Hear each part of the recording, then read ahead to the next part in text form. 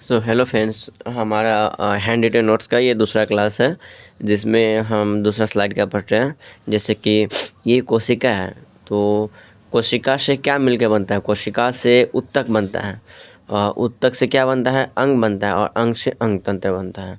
जैसे कि ये सिंगल कोशिका है, ठीक है, तो ये सिंगल है तो कोशिकाओं के समूह। जैसे ये बहुत सारे, जब 1 से 2, 2 से 3, ये तो ये क्या कहलाएगा? ये कहलाएगा ऊतक कहलाएगा, ठीक है।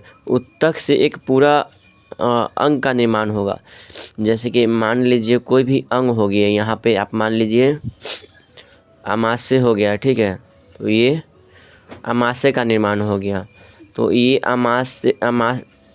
अमाशय जैसे कि अमाशय अंग हो गया, और अंग से क्या अंग तंत्र हो जाएगा। जैसे कि एक पाचन तंत्र हो गया, तो पाचन तंत्र हो गया, पाचन पूरा सिस्टम, तब पाचन तंत्र हो गया। अब पाचन तंत्र से क्या पूरा एक बॉडी का निर्माण करेगा, ठीक है। क्या बॉडी का निर्माण करेगा? पूरा शरीर का निर्माण करेगा। तो हम इसको ही क्या बोलते हैं? कोशिकाओं के समूह को हम क्या कहते हैं? ऊतक कहते हैं। ऊतकों के समूह को अंग कहते हैं, अंग के समूह को अंग तंत्र कहते हैं, और अंग तंत्र के समूह को एक व्यक्ति शरीर का निर्माण होता है, जैसे हम और आप हो गए। उसके बाद है पादप कोशिकाओं पर एक बाह्य परत होती है जिसे हम कोशिका भित्ति कहते हैं। कोशिका भित्ति, क्या जंतु में कोशिका भित्ति होती है? तो जंतु में कोशिका भित्ति नहीं होती है। पादप कोशिकाओं पर एक बाह्य परत होती है जिसे हम कोशिका भित्ति कहते हैं। अब कोशिका भित्ति पादप में क्यों होती है?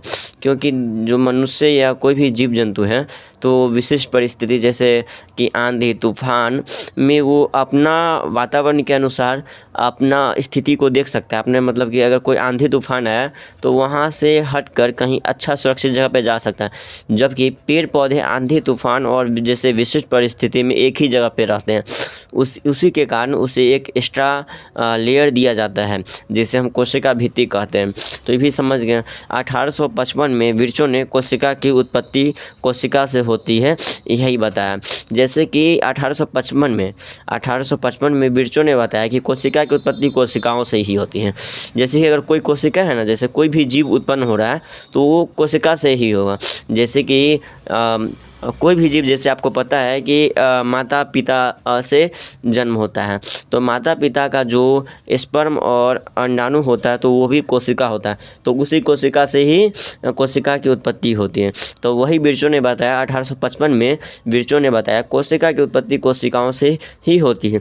जबकि कोशिका की संरचना, देखिए ये एक कोशिका है जिसको अगर माइक्रोस्कोप की सहायता से देखें तो वो कुछ इस तरह से दिखेगा।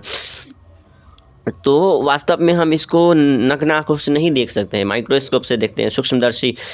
तो देखिए यहाँ पर जो है ना, ये लवक होता है जिसे प्लास्टिड बोलते हैं। जबकि ये कोशिका झिल्ली जो होती है अंदर का लेयर होता है, ये कोशिका झिल्ली या प्लाज्मा झिल्ली होती है। जबकि ये सबसे बाह्य आवरण होता है, उससे कोशिका भित्ति कहते हैं, जैसे कि हम अभी बताए थे। तो कोशिका भित्ति केवल पादप में पाया जाता है, जंतु में नहीं पाया जाता है। जबकि कोशिका द्रव्य, यानी ये जितना भी द्रव्य हो गया, ये सब द्रव्य है, ये पूरा जितने भी कोशिकांग है वो सब कोशिका द्रव्य में उपस्थित होते हैं।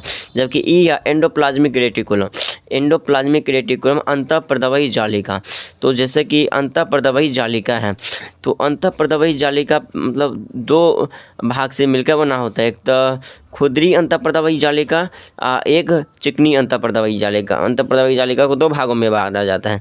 और गोल्जी का है, गोल्जी क्या करता है? प्रोटीन पैकेजिंग का काम करता है ये कोशिका में।